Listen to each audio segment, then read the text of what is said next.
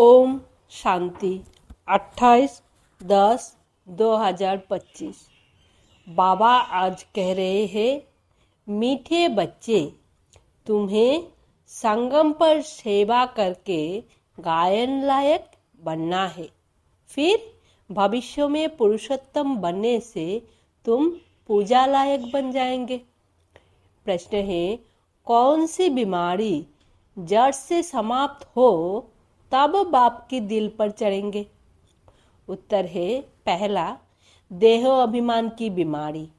इसी देहो अभिमान के कारण सभी विकारों ने महारोगी बनाया है। यह देहो अभिमान समाप्त हो जाए तो तुम बाप की दिल पर चढ़ो। दूसरा है, दिल पर चढ़ना है तो विशाल बुद्धि बनो, ज्ञान चिता पर बैठो, रूहानी सेवा में लग जाओ और वाणी चलाने के साथ साथ बाप को अच्छी रीति याद करो। गीत है, जाग सजनिया जाग। ओम शांति। मीठे मीठे रूहानी बच्चों ने गीत सुना। रूहानी बाप ने इस साधारण पुराने तन द्वारा मुख से कहा। बाप कहते हैं, मुझे पुरानी तन में पुरानी राजधानी में आना पड़ा। अभी ये रावण की राजधानी है। तन भी पराया है क्योंकि इस शरीर में तो पहले से ही आत्मा है। मैं पराये तन में प्रवेश करता हूँ। अपना तन होता तो उसका नाम पड़ता। हमारा नाम बदलता नहीं। मुझे फिर भी कहते हैं शिव बाबा। गीत तो बच्चे रोज सुनते हैं। नवयुग अर्थात नई दुनिया सतयुग आया। अब किसको कहते हैं जागो? आत्माओं को, क्योंकि आत्माएं घोर अंधियारे में सोई पड़ी है। कुछ भी समझ नहीं, बाप को ही नहीं जानते। अब बाप जगाने आए हैं। अभी तुम बेहद के बाप को जानते हो। उनसे बेहद का सुख मिलना है नए युग में। उनसे बेहद का सुख मिलना है नए युग में। सतयुग को नया कहा जाता है, कलयुग को पुराना युग कहेंगे। विद्वान पंडित आदि कोई भी नहीं जानते। कोई से भी पूछो नया युग फिर पुराना कैसे होता है तो कोई भी बता नहीं सकेंगे। कहेंगे ये तो लाखों वर्षों की बात है। अभी तुम जानते हो हम नए युग से फिर पुराने युग में कैसे आए हैं, अर्थात स्वर्गवासी से नरकवासी कैसे बने हैं।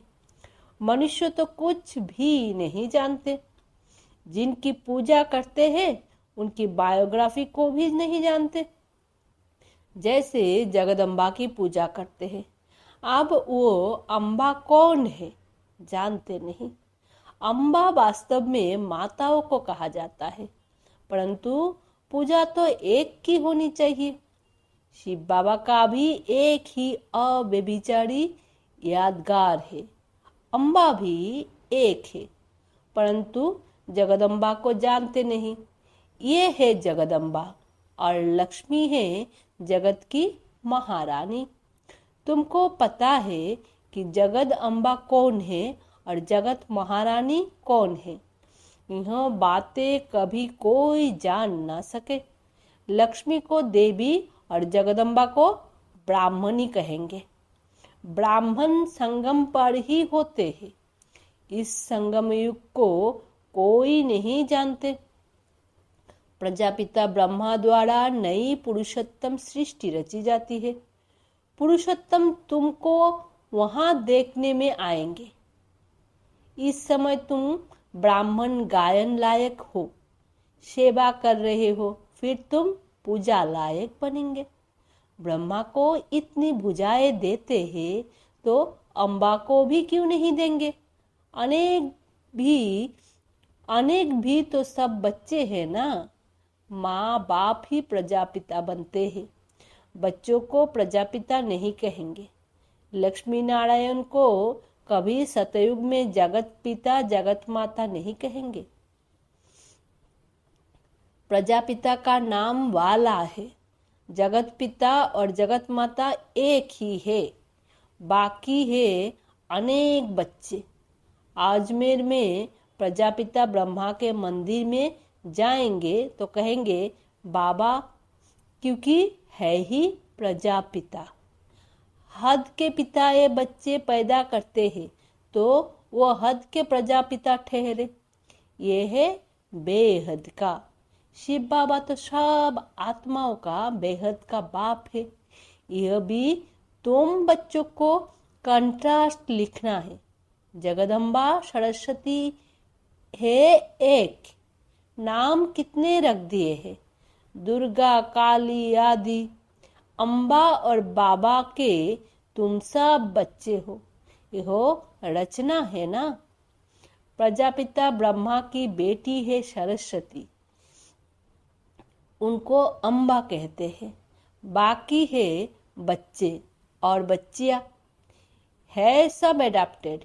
इतने सब बच्चे कहाँ से आ सकते हैं? ये सब है मुख वंशावली। मुख से स्त्री को क्रिएट किया तो रचता हो गया। कहते हैं यही मेरी है, मैंने इनसे बच्चे पैदा किया है। ये सब है एडॉप्शन। यह फिर है ईश्वरीय मुख द्वारा रचना। आत्माएं तो है ही, उनको एडॉप्ट नहीं किया जाता है। बाप कहते हैं तुम आत्माएं सदैव मेरे बच्चे हो। फिर अभी मैं आकर प्रजापिता ब्रह्मा द्वारा बच्चों को एडॉप्ट करता हूँ। बच्चों अर्थात आत्माओं को नहीं एडॉप्ट करते, बच्चे और बच्चियों को करते हैं। ये भी बड़ी सूक्ष्म समझने की बातें हैं। इन बातों को समझने से तुम यह लक्ष्मी नारायण बनते हो। कैसे बने यह हम समझा सकते हैं। क्या ऐसे कर्म किए जो यह विश्व के मालिक बने? तुम प्रदर्शनी आदि में भी पूछ सकते हो। तुमको मालूम है इन्होंने यह स्वर्ग की राजधानी कैसे ली। तुम्हारे में भी यथार्थ रीति हर कोई नहीं समझा सकते। जिनमें दैवी गुण होंगे, इस रूहानी सर्विस में लगे हुए होंगे, वो समझा सकते हैं। बाकी तो माया की बीमारी में फंसे रहते हैं। अनेक प्रकार के रोग है, देह अभिमान का भी रोग है। इन विकारों ने ही तुमको रोगी बनाया है। बाप कहते हैं मैं तुमको पवित्र देवता बनाता हूँ। तुम सर्वगुण संपन्नो आदि आदि पवित्र थे, अभी पतित बन गए हो। बेहद का बाप ऐसे कहेंगे। इसमें निंदा की बात नहीं, यह समझने की बात है। भारतवासियों को बेहद का बाप कहते हैं। मैं यहाँ भारत में आता हूँ। भारत की महिमा तो परम अपार है। यहाँ आकर नरक को स्वर्ग बनाते हैं, सबको शांति देते हैं। तो ऐसे बाप की भी महिमा अपरम अपार है, परावार नहीं। जगदम्बा और उनकी महिमा को कोई भी नहीं जानते। इनका भी कंट्रास्ट तुम बता सकते हो। यह जगदम्बा की बायोग्राफी, यह लक्ष्मी की बायोग्राफी। वही जगदम्बा फिर लक्ष्मी बनती है। फिर लक्ष्मी 184 जन्म के बाद जगदम्बा होगी। चित्र भी अलग अलग रखने चाहिए। दिखाते हैं लक्ष्मी को कलश मिला, परंतु लक्ष्मी फिर संगम पर कहाँ से आई? वो तो संगम युग में हुई है। यह सब बातें बाप समझाते हैं।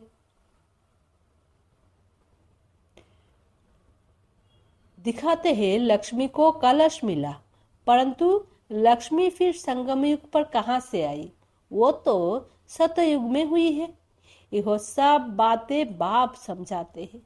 चित्र बनाने के ऊपर जो मुकर्रर है, उनको विचार सागर मंथन करना चाहिए, तो फिर समझना सहज होगा। इतनी विशाल बुद्धि चाहिए, तब दिल पर चढ़े। जब बाबा को अच्छी रीति याद करेंगे, ज्ञान चिता पर बैठेंगे, तब दिल पर चढ़ेंगे। ऐसे नहीं कि जो बहुत अच्छी बानी चलाते हैं वो दिल पर चढ़ते हैं। नहीं, बाप कहते हैं दिल पर अंत में चढ़ेंगे, नंबरवार पुरुषार्थ अनुसार, जब देहोभिमान खत्म हो जाएगा। बाप ने समझाया है, ब्रह्म ज्ञानी ब्रह्म में लीन होने की मेहनत करते हैं, परंतु ऐसे कोई लीन हो नहीं सकता। बाकी मेहनत करते हैं, उत्तम पद पाते हैं। ऐसे ऐसे महात्मा बनते हैं जो उनको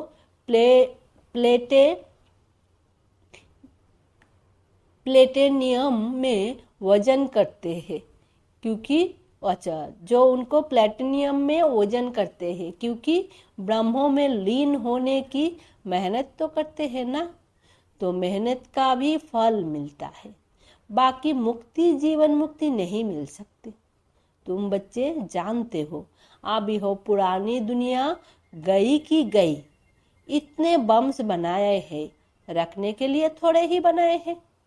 तुम जानते हो, पुरानी दुनिया के विनाश लिए यह बम्स काम आएंगे। अनेक प्रकार के बम्स है। बाप ज्ञान और योग सिखलाते हैं, फिर राज राजेश्वर, डबल सिट्टाज, देवी देवता बनेंगे। कौन सा उच्च पद है? ब्राह्मण चोटी है ऊपर में, चोटी सबसे ऊपर है। अभी तुम बच्चों को पतित से पावन बनाने बाप आए हैं, फिर तुम भी पतित पावनी बनते हो। यह नशा है। हम सबको पावन बनाए राज राजेश्वर बना रहे हैं। नशा हो तो बहुत खुशी में रहे। अपने दिल से पूछो, हम कितने को आप समान बनाते हैं? प्रजापिता ब्रह्मा और जगदम्बा दोनों एक जैसे हैं। ब्राह्मणों की रचना रचते हैं। शूद्र से ब्राह्मण बनने की युक्ति बाप ही बताते हैं। यह कोई शास्त्रों में नहीं है। ये है भी गीता का युग। महाभारत लड़ाई भी बराबर हुई थी। राजयोग एक को सिखाया होगा क्या? मनुष्यों की बुद्धि में फिर अर्जुन और कृष्ण ही है। यहाँ तो ढेर पढ़ते हैं। बैठे भी देखो कैसे साधारण हो। छोटे बच्चे अल्फ बे पढ़ते हैं ना। तुम बैठे हो, तुमको भी अल्फ बे पढ़ा रहे हैं। अल्फ और बे, ये है वर्षा। बाप कहते हैं मुझे याद करो तो तुम विश्व के मालिक बनेंगे। कोई भी आसुरी काम नहीं करना है, दैवी गुण धारण करने हैं। देखना है हमारे में कोई अवगुण तो नहीं है। मैं निर्गुण हारे में कोई गुण नहीं। अभी निर्गुण आश्रम भी है, परंतु अर्थ कुछ भी नहीं। निर्गुण अर्थात मेरे में कोई गुण नहीं। अब गुणवान बनना तो गुणवान बनाना तो बाप का ही काम है। बाप के टाइटल की टोपी फिर अपने ऊपर रख दी है। बाप कितनी बातें समझाते हैं, डायरेक्शन भी देते हैं। जगदम्बा और लक्ष्मी का कंट्रास्ट बनाओ। ब्रह्मा सरस्वती संगम के, लक्ष्मी नारायण है सतयुग के। यह चित्र है समझाने के लिए। सरस्वती ब्रह्मा की बेटी है। पढ़ते हैं मनुष्य से देवता बनने के लिए। अभी तुम ब्राह्मण हो। सतयुगी देवता भी मनुष्य ही है, परंतु उन्हों को देवता कहते। मनुष्य कहने से जैसे उनकी इंसल्ट हो जाती है, इसीलिए देवी देवता व भगवान भगवती कह देते हैं। अगर राजा रानी को भगवान भगवती कहे तो फिर प्रजा को भी कहना पड़े, इसीलिए देवी देवता कहा जाता है। त्रिमूर्ति का चित्र भी है। सतयुग में इतने थोड़े मनुष्य है, कलयुग में इतने बहुत मनुष्य है। वो कैसे समझाए? इसके लिए फिर गोला भी जरूर चाहिए। प्रदर्शनी में इतने सब को बुलाते हैं। कस्टम कलेक्टर को भी कभी कोई ने निमंत्रण नहीं दिया है। तो ऐसे ऐसे विचार चलाने पड़े। इसमें बड़ी विशाल बुद्धि चाहिए। बाप का तो रिगार्ड रखना चाहिए। हुसैन के घोड़े को कितना सजाते हैं, पटका कितना छोटा होता, घोड़ा कितना बड़ा होता, आत्मा भी कितनी छोटी बिंदी है, उनका श्रृंगार कितना बड़ा है। इहो अकाल मूर्त का तख्त है ना, सर्वव्यापी की बात भी गीता से उठाई है। बाप कहते हैं मैं आत्माओं को राजयोग सिखलाता हूँ, फिर सर्वव्यापी कैसे होंगे? बाप, टीचर, गुरु सर्वव्यापी कैसे होंगे? बाप कहते हैं मैं तो तुम्हारा बाप हूँ, फिर ज्ञान सागर हूँ। तुमको बेहद की हिस्ट्री जियोग्राफी समझने से बेहद का राज्य मिल जाएगा। दैवी गुण भी धारण करने चाहिए। माया एकदम नाक से पकड़ लेती है, चलन गंदी हो पड़ती। फिर लिखते हैं ऐसे ऐसे भूल हो गई, हमने काला मुंह कर लिया। यहाँ तो पवित्रता सिखाई जाती है। फिर अगर कोई गिरेंगे भी तो फिर उसमें बाप क्या कर सकते हैं?